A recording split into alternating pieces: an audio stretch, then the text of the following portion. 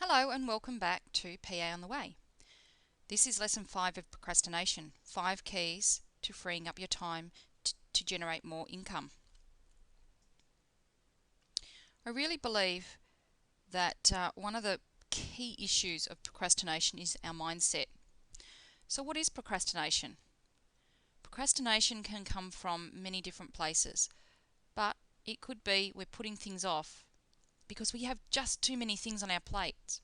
I know what that's like. I'm a bit of a shiny, as I keep saying, I'm a bit of a shiny person. There's something new that comes along. Somebody comes to me with an opportunity, and I can get sidetracked with how I can get it all done. The moment I've got 3 businesses on the hop with the 4th option. Thankfully, that 4th option is still on the boiler at the moment, which means that I'm not on top of trying to deal with 4 businesses. Now, I also think that part of the procrastination is fear of failure. Now, we can use the fear of being a failure or failing something to hold us back and cripple us into no action, or we can, as I have chosen to do, choose to see that failure, which is not the truth anyway, is really only feedback. It is feedback that something didn't work, so we get the opportunity now to go and tweak it.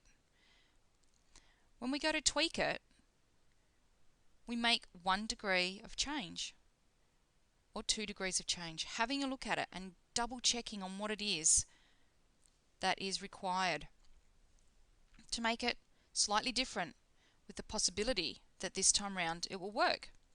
So if you remove the word failure and replace it with feedback, it's literally only the fear of feedback. And as feedback doesn't kill us, and it's a positive, then there is no reason to be crippled with fear.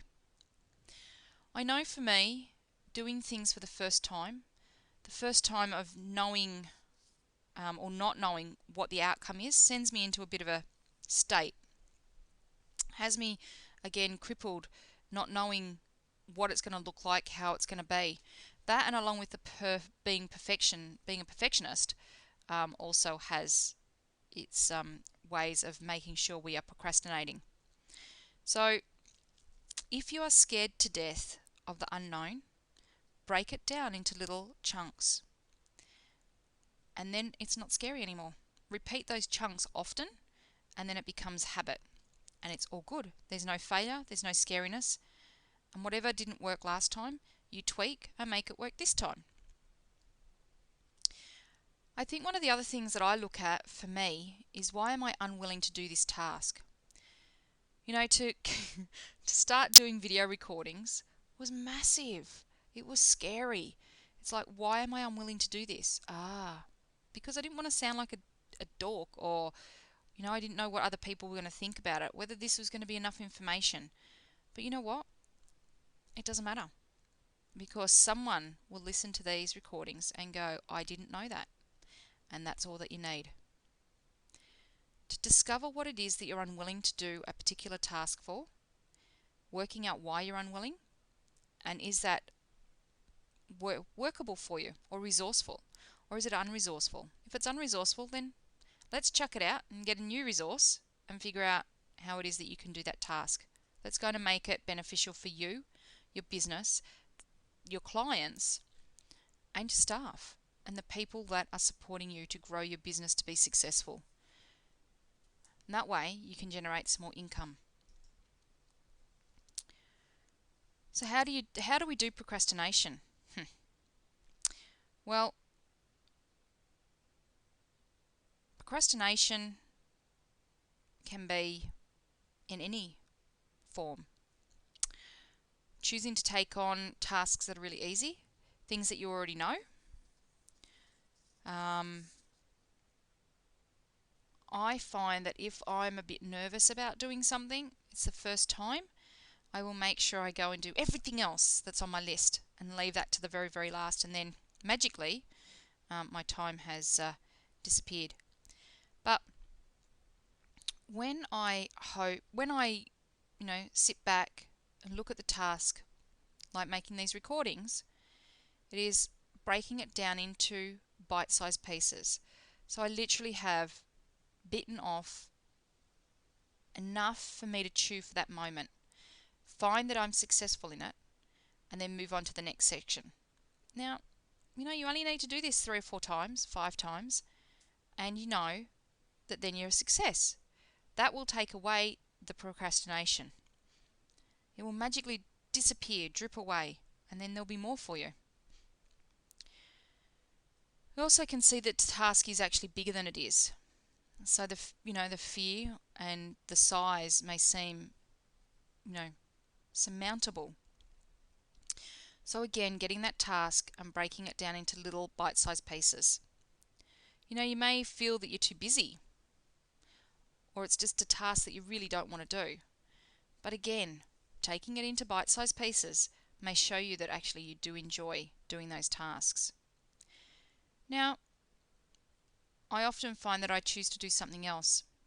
So it will be, oh, do you know what, I'll just answer those emails first, or I'll go and have a glass of water first. I need to go to the bathroom. There's plenty of different things that I can use to make sure I'm not doing what it is that I'm doing.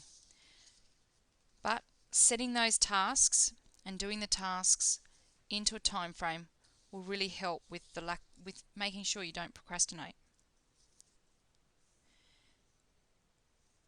Also try and minimize the impact on your performance with the procrastination. So you'll get to see that when you do it, you do the task, that there's actually no reason for you not to perform the next time this same tasks come up. Don't spend so much time being busy, answering the emails, managing phone calls, managing staff, just to get out of doing what it is that you know really has to be done within your business.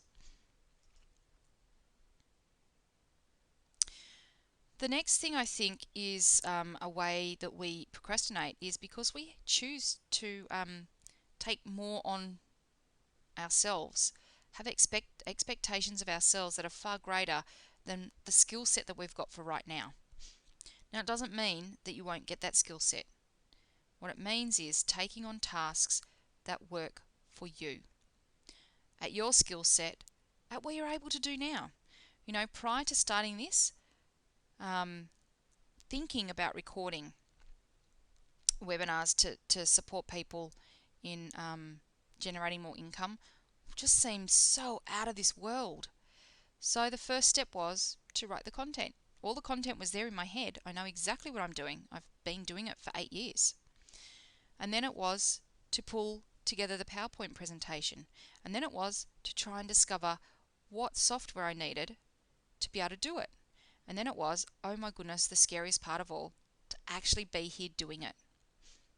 So breaking it down into small chunks.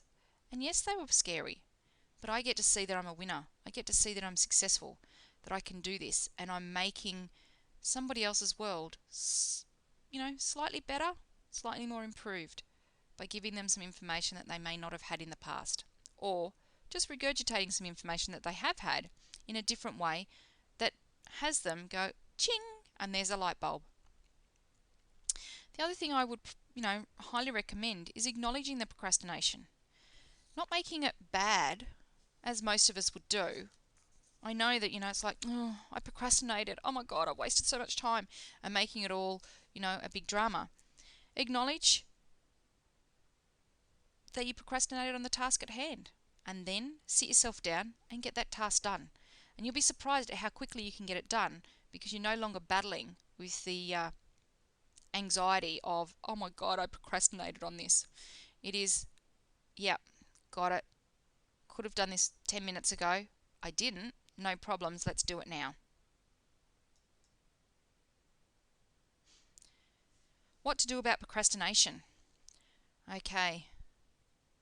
Break down the daunting tasks into little pieces. Make sure they are small enough for you to be able to do. And if you don't know how to do them, go and find somebody that does know how to do them. Ask them for their help. Get them to become a part of your team. And they then support you to do the things that you are awesome at. The other thing you could do is go and get the training. Get taught how to do that specific thing if it's worthwhile. not every business owner needs to know everything. And that's why they have people in their business to support them to generate the work or complete the tasks that are not essential for them to know how to do. Remember, what I'd like you to do now is to go back in time and remember a time when you actually achieved a daunting task.